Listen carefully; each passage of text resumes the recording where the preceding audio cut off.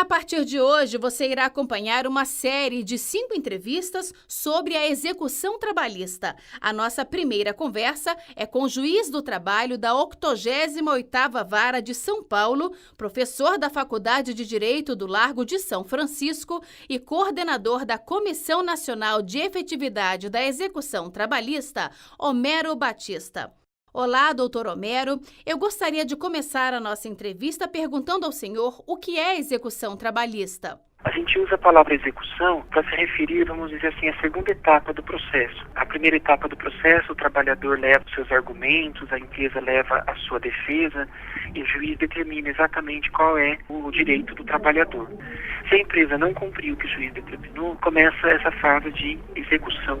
Então, uma fase de concretização, de aperfeiçoamento, para que entregue realmente o que é devido ao trabalhador. A execução trabalhista é considerada um dos grandes gargalos da justiça. Por que isso ocorre? Excessivo número de empresas que desaparecem, falências fraudulentas, fechamento de empresas com curto espaço de tempo, desaparecimento num local para se restabelecer no outro local.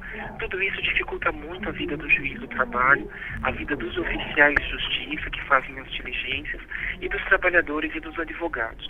Porque a sentença tem lá o direito reconhecido, mas não se encontram os bens, não se encontram os devedores. Isso tem feito um problema grave porque o processo fica parado por meses e às vezes até por anos em busca de novos endereços, de paradeiro dessas pessoas. Essa parte, vamos dizer assim, a parte fora do processo, fora da justiça do trabalho.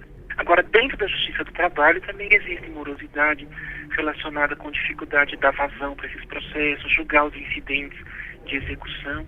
Então, para isso, nós precisamos dinamizar, precisamos racionalizar essa fase final do processo para que ela não seja eterna. Como os valores das ações são calculados? O que o magistrado leva em conta na hora de definir o montante a ser pago? O juiz leva em consideração os termos que estão na sentença. Não pode, na liquidez, no cálculo, inovar, trazer elementos novos. Mas, às vezes, a sentença ficou com alguma ambiguidade, com alguma frase mal posta e leva dúvidas para os cálculos. Vou dar um exemplo singelo, que é um dos mais corriqueiros do dia a dia, as horas extras. Às vezes o juiz concede as horas extras, mas não explica exatamente quais são os reflexos, se vai ter incidência no fundo de garantia, se a incidência é só para algumas parcelas e não para as outras. Então surge uma dificuldade inesperada de se fazer o próprio cálculo. Não deveria ser assim, mas acabou surgindo esse novo embate. Esses valores podem ser contestados e, se houver contestação, isso pode atrasar ainda mais a fase de execução? Vamos trabalhar com o exemplo das horas extras. A empresa contesta as horas extras lá no início. Aí vamos supor, ela perde. Aí ela contesta o cálculo das horas extras, levanta incontáveis questionamentos sobre juros, correção monetária, imposto de renda, previdência social, todos os incidentes em torno do cálculo das horas extras. Essa contestação rouba mais um ano ali do processo, se não mais. Depois ela contesta a penhora lá na frente, contesta a liberação do dinheiro para o trabalhador. Então, se a vara trabalhista não tiver um pulso firme, uma organização bem harmônica dessa fase do processo, se perde. Doutor Homero, porque muitas vezes uma pessoa ganha na justiça, mas não consegue receber o que é dela por direito? Infelizmente, é uma realidade hoje na justiça do trabalho por vários motivos. Daí porque o ministro Levenhagen está empenhado, informou ele essa comissão de efetividade da execução e não permitir que esse ditado popular permaneça vergonhosamente na nossa área trabalhista. Um exemplo bastante comum é citar o caso das massas falidas, das empresas que vêm à falência. As empresas, quando elas quebram, elas costumam ter poucos recursos para pagar uma quantidade muito grande de dívidas. A legislação faz com que todos tenham que ser chamados para o juiz de direito e os trabalhadores, nesse caso, desfrutam de uma certa prioridade. A lei prevê que ele tenha preferências, mas se a massa falida não tiver recurso nenhum, adianta você ter prioridade, porque você não vai receber.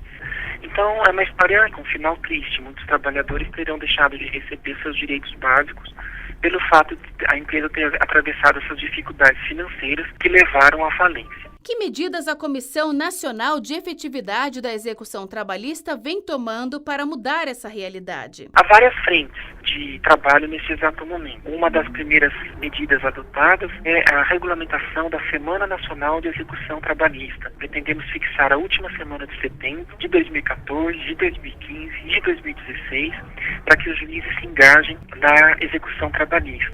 Afora isso, estamos desenvolvendo um projeto que espero que se concluir em 60 dias, para que todos os 24 tribunais regionais do trabalho tenham núcleos que possam ajudar na localização das pessoas que fogem sua responsabilidade. Pretendemos fazer um congresso para discutir a execução trabalhista, provavelmente no começo de 2015. Pretendemos fazer um boletim informativo de jurisprudência do Tribunal Superior do Trabalho sobre a execução trabalhista e mais algumas outras medidas criativas, inovadoras, que possam, dentro das nossas condições, dinamizar a execução trabalhista. Doutor Homero, muito obrigada pela participação aqui no Trabalho e Justiça. Eu que agradeço, aviso a sociedade a respeito dessa comissão bastante empenhada pela execução trabalhista e agradeço as colaborações que nós temos recebido com sugestões de medidas inovadoras.